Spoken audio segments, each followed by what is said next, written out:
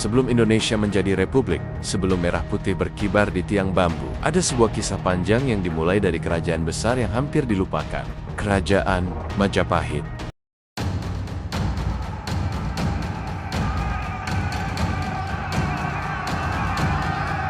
Tahun 1293 Masehi, di tanah Jawa bagian timur, berdirilah sebuah kerajaan Majapahit, lahir dari sisa-sisa Singosari yang runtuh akibat pengkhianatan dan pemberontakan Jayakatwang, seorang bupati gelang-gelang, yang merupakan saudara ipar dan sekaligus besan dari raja terakhir Singosari sendiri, yaitu Kertanegara.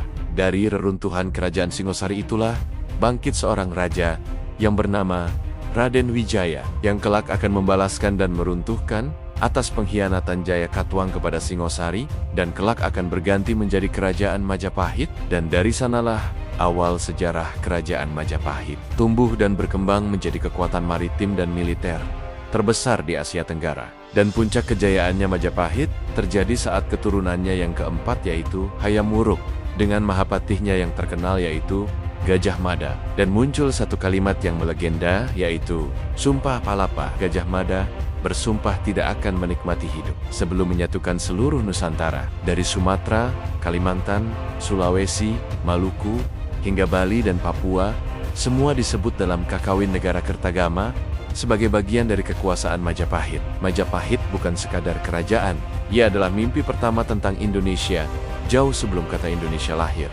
Tapi sejarah tak pernah diam. Setelah puncak, datang kejatuhan. Majapahit mulai lemah karena perebutan takhta, serangan dari luar, dan perpecahan di dalam. Akhir abad ke-15, bayang-bayang Majapahit memudar, digantikan oleh kekuatan baru. Zaman terus berlalu, hingga di tahun 1511, Portugis datang, menaklukkan Malaka. Mereka awalnya datang untuk rempah-rempah, tapi pulangnya membawa tanah jajahan. Kemudian datang lagi Belanda atau Foch, berdiri di tahun ke-1602. Awalnya mereka datang dengan tujuan berdagang, tapi akhirnya mereka tak hanya berdagang. Mereka mengatur, memecah belah, menjajah, dan coba merebut tanah air bumi pertiwi dari rakyat Indonesia, atau yang sebelumnya bernama Hindia Belanda. Satu persatu kerajaan lokal ditaklukkan, dari Mataram, Banten, hingga Bone. Indonesia dijadikan ladang emas, dan jajahan, rempah-rempah, kopi, gula, dan masih banyak lainnya, termasuk juga dijadikan tenaga kerja paksa oleh Belanda. Saat itu rakyat hidup menderita, tapi dari penderitaan, lahirlah perlawanan dari rakyat. Lalu pada tahun 1825, muncul Pangeran Diponegoro, memimpin perang di daerah Jawa, perang terbesar, melawan Belanda, yang berlangsung 5 tahun. Lalu di Sumatera Barat, Tuanku Imam Bonjol melawan dalam Perang Padri.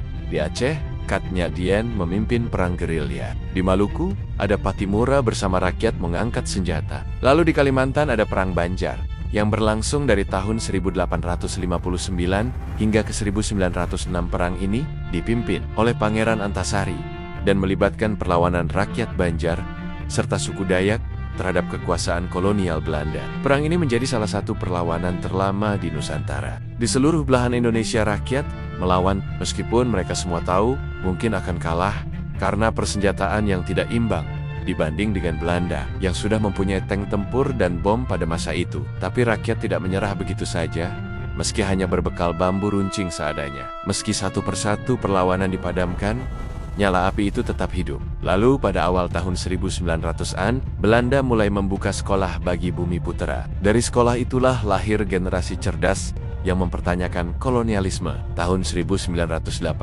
berdiri Budi Utomo, organisasi modern pertama anak bangsa. Lalu muncul Sarekat Islam, Muhammadiyah, Indisia Partij, Taman Siswa, dan banyak lagi. Hingga akhirnya, pada 28 Oktober tahun 1928, para pemuda dari berbagai daerah berkumpul di Jakarta dan bersumpah, yang isinya sebuah ikrar, satu nusa, satu bangsa, satu bahasa, Indonesia. Untuk pertama kalinya, nama Indonesia disebut dengan kebanggaan, bukan Hindia Belanda, bukan Jawa, Sumatera, atau lainnya, tapi Indonesia. Belanda menjajah Indonesia kurang lebih hampir 350 tahun, dimulai sejak kedatangan Cornelis de Houtman di Banten pada tahun ke-1596 dan berakhir dengan kemerdekaan Indonesia pada tahun ke-1945.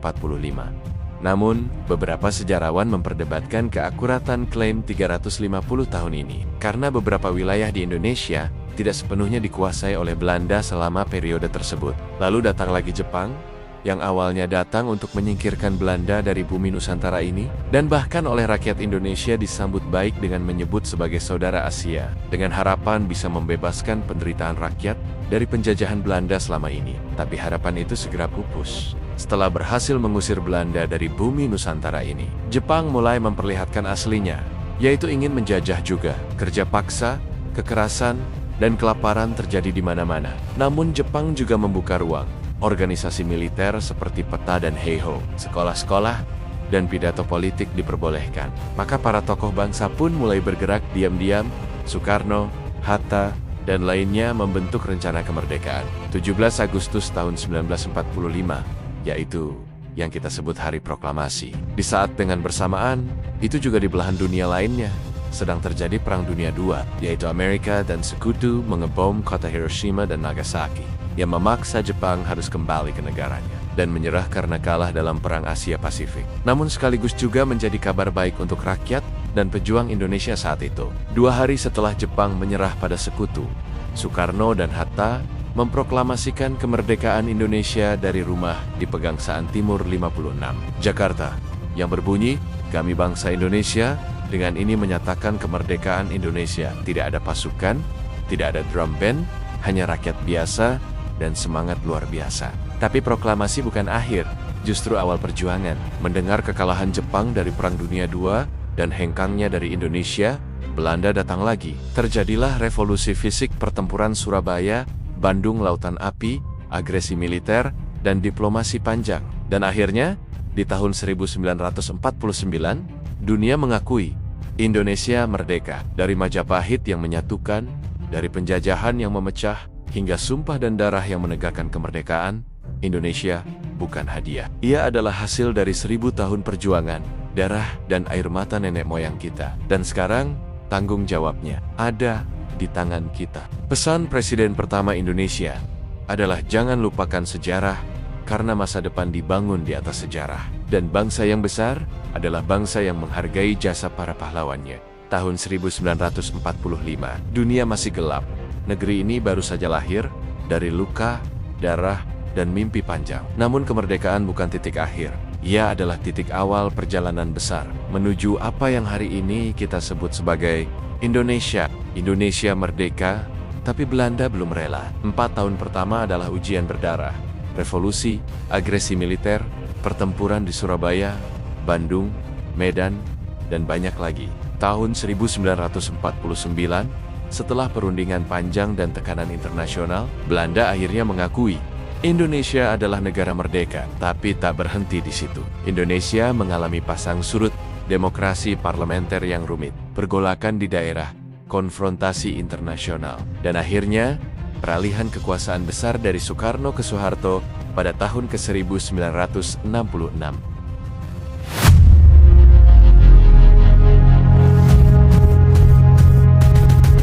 Setelah pergolakan politik pasca kemerdekaan, Indonesia memasuki era baru pada tahun 1966, Orde Baru, di bawah kepemimpinan Presiden Soeharto. Fokus utama saat itu adalah stabilitas dan pembangunan. Pemerintah mulai menata ulang ekonomi yang kacau, dibantu para teknokrat dan dukungan luar negeri. Indonesia membangun dari bawah.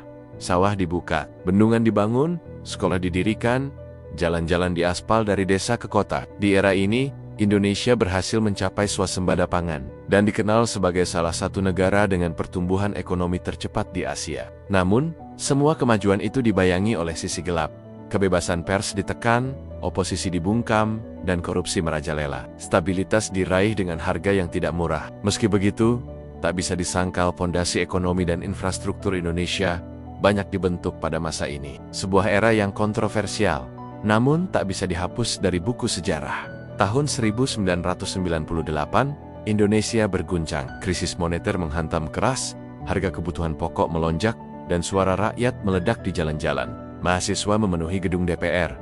Dan akhirnya, setelah 32 tahun berkuasa, Presiden kedua Indonesia yaitu Soeharto mundur. Inilah lahirnya era reformasi babak baru, Dalam perjalanan bangsa, kebebasan yang selama ini dibungkam, kini mulai berbicara. Pers dibuka, partai-partai politik bermunculan, dan untuk pertama kalinya, presiden dipilih langsung oleh rakyat. Transisi pergantian penguasa tak selalu mulus. Indonesia mengalami pergantian presiden yang cepat, dari B.J. Habibie, presiden ketiga, Gus Dur, presiden keempat, lalu Megawati, presiden kelima, kemudian Susilo Bambang Yudhoyono, presiden keenam, hingga Joko Widodo, presiden ketujuh, dan hingga sekarang ada Prabowo, presiden ke-8 Indonesia. Namun setiap pemimpin membawa fondasi baru. Demokrasi Indonesia perlahan menguat. Pada masa pemerintahan Susilo Bambang Yudhoyono dan Joko Widodo, Indonesia memasuki era stabilitas dan kemajuan teknologi. Kini, suara rakyat bukan hanya slogan,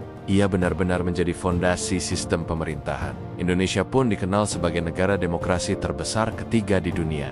Hari ini, Indonesia bukan lagi negara yang baru belajar berdiri. Kita adalah negara dengan kurang lebih hampir 300 juta penduduk, tersebar di lebih dari 17.000 pulau. Baik data yang di dalam dan di luar negeri, menjadikan Indonesia sebagai negara kepulauan terbesar di dunia. Secara ekonomi, Indonesia masuk dalam kelompok G20, yaitu negara dengan ekonomi terbesar di dunia. Pembangunan terjadi di berbagai lini dari tol laut, kereta cepat, hingga ibu kota Nusantara di Kalimantan yang akan menjadi simbol masa depan. Digitalisasi berkembang cepat, UMKM naik kelas, startup teknologi bermunculan, dan generasi muda mulai berperan besar dalam perubahan sosial dan ekonomi.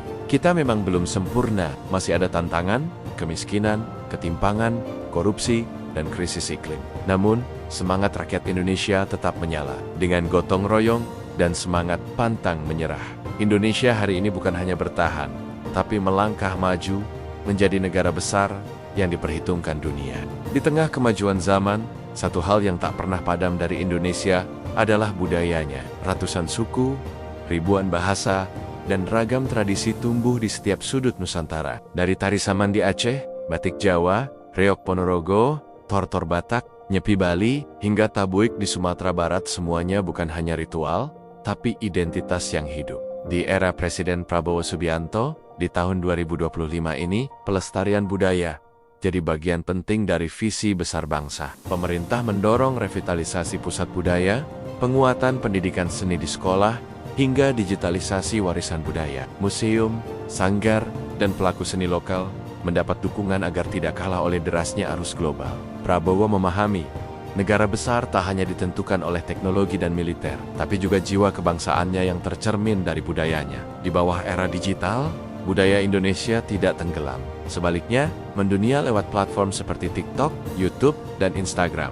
Anak-anak muda kini bangga menari dengan pakaian adat, menyanyi lagu daerah, bahkan membangun brand lokal berbasis nilai-nilai tradisi. Tak hanya dijaga, budaya Indonesia diperkenalkan ke dunia melalui diplomasi budaya dari festival seni internasional, dari seni batik yang mendunia hingga kuliner Indonesia dan situs-situs bersejarah seperti Candi Borobudur, Prambanan, dan masih banyak lainnya, hingga mendapatkan pengakuan dari UNESCO. Budaya bukan sekadar masa lalu, tapi kekuatan bangsa untuk menghadapi masa depan. Indonesia bukan hanya kaya suku dan budaya, tapi juga menjadi rumah bagi keragaman agama yang luar biasa. 6 agama diakui secara resmi oleh negara: Islam, Kristen, Katolik, Hindu, Buddha, dan Konghucu. Di luar itu, berbagai kepercayaan lokal seperti Parmalim, Kaharingan, hingga Sunda Wiwitan juga diakui secara budaya dan hukum adat. Negeri ini adalah tempat di mana azan subuh bisa bersahutan dengan lonceng gereja pagi, tempat di mana umat Hindu bersembahyang di pura, umat Buddha melantunkan parita, dan umat Islam berzikir dalam damai. Semua dalam satu nusa, satu bangsa. Di bawah kepemimpinan Presiden Prabowo, nilai toleransi ditegaskan kembali sebagai tiang utama kebangsaan. Pemerintah menekankan pentingnya pendidikan multikultural sejak usia dini, menjaga rumah ibadah, dan memperkuat peran tokoh lintas agama dalam merawat persatuan. Prabowo sering menyampaikan, Indonesia bukan milik satu kelompok. Indonesia adalah rumah bagi semua anak bangsa, dari agama manapun. Dalam era digital yang rawan provokasi, pemerintah meningkatkan literasi digital agar perbedaan tak dimanfaatkan oleh mereka yang ingin memecah belah. Forum kerukunan umat beragama diperkuat di seluruh daerah, dan dialog antaragama digalakkan. Karena Indonesia bukan tentang siapa agamamu, tapi bagaimana kita saling menjaga dan saling menghargai. Inilah wajah Indonesia. Beragam tapi satu, berbeda tapi rukun. Keragaman agama bukan ancaman, tapi anugerah yang harus dirawat dengan cinta dan kebijaksanaan. Bayangkan sebuah negeri yang di dalam hutannya, suara burung cendrawasih bersahutan. Di pohonnya tumbuh bunga bangkai raksasa, dan di perairannya berenang parimanta, serta dugong langka. Itulah Indonesia, salah satu negara dengan keanekaragaman hayati terkaya di dunia. Dengan lebih dari 17.000 pulau, hutan tropis lebat, gunung berapi aktif, dan laut yang membentang luas. Indonesia jadi rumah bagi ribuan spesies flora dan fauna endemik. Disinilah hidup komodo, orangutan, badak Jawa, dan harimau Sumatera, makhluk langka yang tak ditemukan di tempat lain. Indonesia punya lebih dari 25.000 jenis tumbuhan berbunga, termasuk anggrek bulan, bunga rafflesia, dan kayu cendana yang terkenal sejak zaman kerajaan. Kekayaan ini juga menghadapi ancaman, deforestasi, dan perburuan liar, perubahan iklim, dan eksploitasi alam tanpa batas. Di era Presiden Prabowo, isu lingkungan menjadi fokus utama dalam arah pembangunan berkelanjutan. Pemerintah mendorong program reforestasi, perlindungan satwa langka, dan pemberdayaan masyarakat adat untuk menjaga hutan. Teknologi juga digunakan seperti satelit pemantau kebakaran hutan, serta kerjasama internasional untuk konservasi laut dan mangrove. Prabowo dalam banyak pidatonya menegaskan, bangsa besar bukan hanya yang membangun gedung tinggi, tapi yang bisa menjaga pohon-pohon tua dan satwa liarnya. Kini, Taman Nasional dari Sabang sampai Merauke menjadi simbol kebanggaan, bukan sekadar tempat wisata, tapi benteng terakhir kehidupan alam Nusantara. Karena menjaga flora dan fauna bukan hanya soal lingkungan, tapi soal menjaga nyawa masa depan Indonesia.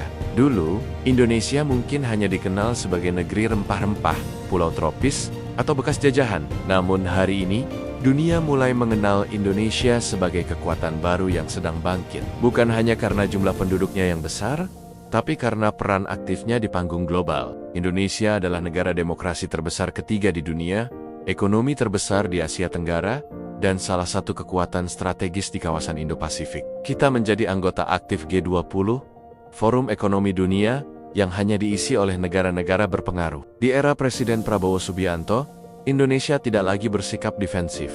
Kita tampil percaya diri, vokal dalam isu perdamaian dunia, kemandirian pangan, energi hijau, dan stabilitas kawasan. Indonesia tak hanya mengundang investor, tapi juga menyuarakan keadilan global dari Palestina, hingga perubahan iklim, dari ketahanan pangan hingga kedaulatan digital. Di berbagai forum internasional, Indonesia dihormati karena sikapnya yang tegas, merdeka, dan penuh martabat. Prabowo sering menegaskan, kita bukan bangsa kecil, kita bangsa besar yang siap berdiri sejajar, bukan membungkuk. Di bidang pertahanan, Indonesia memperkuat diri sebagai kekuatan regional yang disegani, sambil tetap mengedepankan diplomasi. Di bidang ekonomi, kita menjalin kemitraan dengan banyak negara, tidak tergantung pada satu blok, tapi membuka peluang ke seluruh dunia. Anak-anak muda Indonesia kini mendunia. Startup teknologi kita hadir di Silicon Valley. Atlet kita berprestasi di Olimpiade, dan karya seni kita dipamerkan di galeri-galeri Eropa. Dari diplomasi budaya hingga kekuatan digital, Indonesia bergerak maju, bukan hanya di rumah, tapi di mata dunia. Karena dunia tak lagi memandang kita sebagai penonton, tapi sebagai pemain utama dalam masa depan global. Perdata tahun 2025, produk domestik bruto Indonesia telah mencapai sekitar 21.000 triliun rupiah, atau sekitar $1,4 triliun, menempatkan Indonesia di posisi ke-16 terbesar di dunia dan terbesar pertama di Asia Tenggara. Pendapatan negara mencapai 2.800 triliun rupiah, sebagian besar berasal dari pajak, ekspor sumber daya alam, serta sektor industri dan digital. Pendapatan ini digunakan untuk pembangunan infrastruktur, pendidikan, kesehatan, pertahanan, hingga subsidi rakyat kecil. Pendapatan per kapita rakyat Indonesia kini mencapai sekitar $5.200 atau setara 83 juta rupiah per tahun, hampir 7 juta rupiah per bulan. Meski belum merata, angka ini menunjukkan kenaikan signifikan dalam satu dekade terakhir dan menjadi modal kuat menuju negara berpenghasilan menengah atas. Indonesia kini tak hanya bergantung pada komoditas seperti batu bara atau kelapa sawit. Sektor manufaktur, pariwisata, ekonomi digital, serta teknologi hijau mulai mendominasi. Dengan lebih dari 200 juta pengguna internet, Indonesia juga menjadi pasar digital terbesar keempat di dunia. Kekuatan militer, Garuda yang siap mengawasi langitnya, di bawah kepemimpinan Presiden Prabowo Subianto. Yang berlatar belakang militer, pertahanan negara menjadi prioritas utama. Pemerintah mendorong modernisasi alutsista, pembangunan pangkalan strategis di wilayah perbatasan, serta penguatan pertahanan udara, laut, dan siber. Data dari Lowy Institute Asia Power Index 2024. Militer Indonesia berada di peringkat ke-7, dengan negara personel aktif paling banyak di dunia, dengan 694.000 lebih personel aktif, 400.000 personel cadangan, dan 250.000 paramiliter, atau pasukan keamanan sipil, dan TNI, atau Tentara Nasional Indonesia, dibagi menjadi 3 bagian, yaitu Angkatan Darat, Angkatan Laut, dan Angkatan Udara. Dalam segi persenjataan, militer Angkatan Laut dengan lebih dari 140 kapal, termasuk kapal selam, Angkatan Udara dengan ratusan jet tempur, dan helikopter, serta modernisasi senjata dan teknologi drone pertahanan. Lebih dari itu, Indonesia aktif dalam misi perdamaian dunia di bawah PBB, menjadikan TNI sebagai kekuatan yang bukan hanya menjaga wilayah, tapi menjadi duta perdamaian global. Prabowo menegaskan bahwa kekuatan militer bukan untuk menyerang, tapi untuk menjaga kedaulatan, kehormatan, dan harga diri bangsa. Indonesia juga menjadi tuan rumah forum-forum internasional, KTT G20, ASEAN Summit, World Water Forum, dan lainnya. Diplomasi Indonesia menitik beratkan pada perdamaian, keadilan, dan kemandirian bebas aktif, tapi tegas menjaga kepentingan nasional. Kita juga memimpin isu penting, kedaulatan pangan, transisi energi bersih, digitalisasi inklusif, dan perlindungan terhadap negara berkembang. Indonesia kini jadi jembatan antara negara maju dan negara miskin. Antara timur dan barat, anak-anak muda Indonesia tampil luar biasa di pentas dunia. Atlet kita meraih medali emas di kejuaraan dunia. Startup kita seperti Gojek, Tokopedia, Traveloka, Mendunia, musik, fashion, dan film Indonesia menembus festival internasional. Pelajar dan peneliti Indonesia mewarnai universitas top di Eropa dan Amerika. Inilah era kebangkitan Indonesia yang sesungguhnya, bukan sekadar mimpi para pendiri bangsa, tapi kenyataan yang sedang kita bangun bersama. Bayangkan kamu bangun pagi, membuka tenda, dan di depanmu hamparan awan menari di atas puncak gunung, atau kamu menyelam, dan di bawah lautnya berjuta warna ikan dan terumbu karang menyambutmu seperti lukisan hidup. Itulah Indonesia, negeri yang diciptakan Tuhan dengan sepenuh rasa seni. Dengan lebih dari 17.000 pulau, Indonesia bukan hanya besar secara luas, tapi juga luar biasa dalam keindahan. Setiap pulau adalah dunia sendiri, dengan lanskap, budaya, dan cerita yang berbeda. Ada Pulau Dewata, Bali. Tak ada daftar wisata Indonesia yang lengkap tanpa menyebut Bali.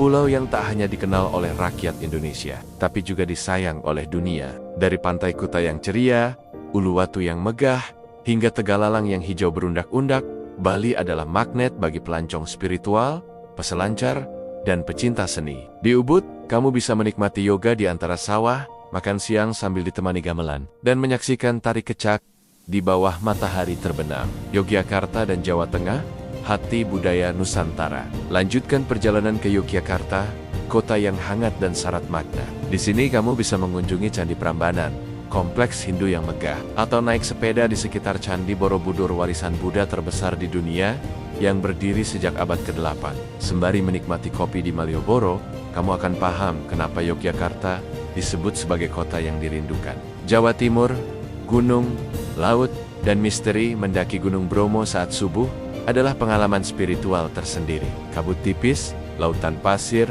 dan matahari yang perlahan muncul dari ufuk timur, suasana yang tak bisa dilupakan. Dan jangan lupa, di Banyuwangi ada Kawah Ijen, tempat api biru menari dan penambang belerang bekerja di tengah malam.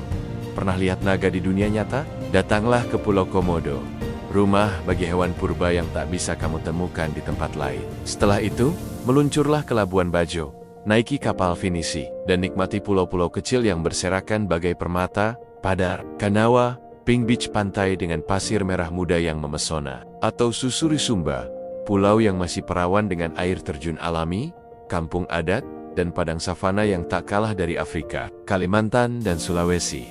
Negeri yang tidak terduga di Kalimantan, kamu bisa naik perahu menyusuri sungai Sekonyer di Taman Nasional Tanjung Puting. Di kiri kananmu, orangutan bergelantungan bebas, burung-burung langka terbang di antara pepohonan. Sedangkan di Sulawesi, dunia bawah lautnya bagaikan negeri dongeng. Bunaken adalah surganya penyelam, dengan visibilitas air luar biasa dan biodiversitas laut kelas dunia. Lanjutkan ke Toraja, dan kamu akan memasuki wilayah spiritual dengan rumah-rumah tongkonan, ritual pemakaman unik, dan tebing batu yang menyimpan kisah leluhur. Papua, mahkota timur Indonesia. Papua adalah halaman terakhir sekaligus paling liar dari buku keindahan Indonesia. Mulai dari lembah Baliem dengan budaya suku Dani yang eksotis, hingga Raja Ampat destinasi impian setiap fotografer dan pecinta laut. Airnya sebening kaca, karangnya berwarna-warni, dan biota lautnya tak tertandingi. Raja Ampat bukan hanya tempat liburan, tapi tempat kamu merasa kecil di hadapan keagungan ciptaan Tuhan.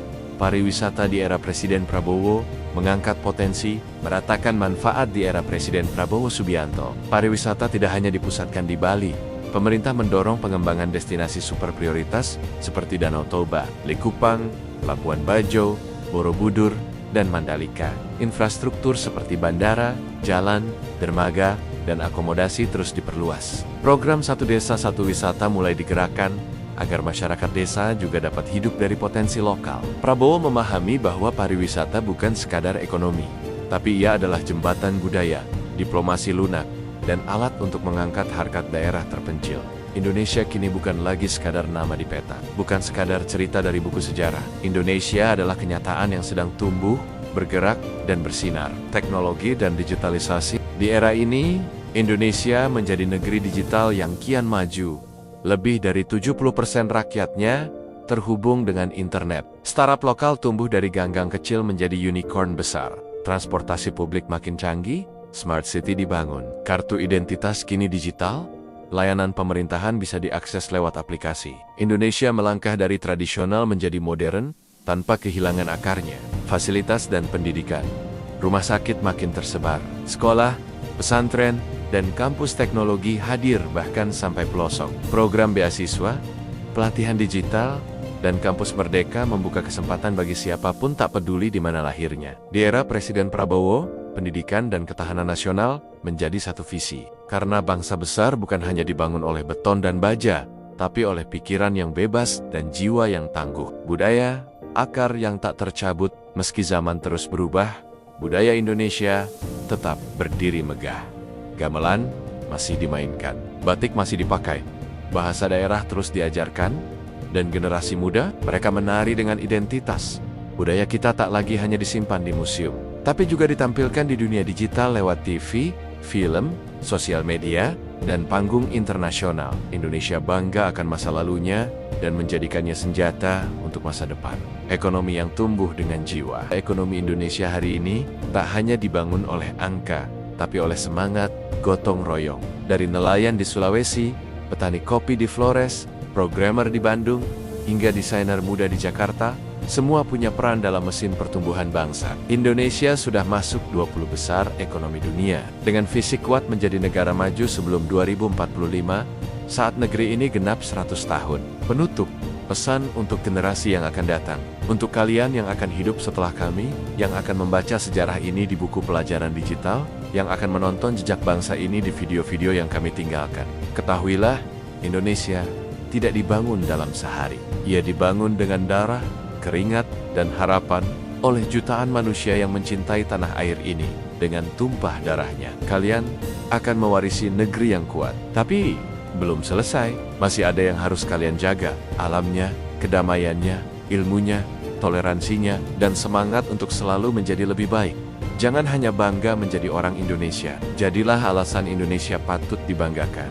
Negeri ini bukan hanya warisan, ia adalah amanah. Inilah Indonesia, negeri yang besar, dan kini masa depan itu ada di tangan kita. Like video ini jika kamu bangga jadi bagian dari Indonesia. Komen dan share ke teman-teman kamu ya, agar sama-sama mendapatkan ilmu dan pengetahuan tentang fakta menarik seputar informasi negara lainnya.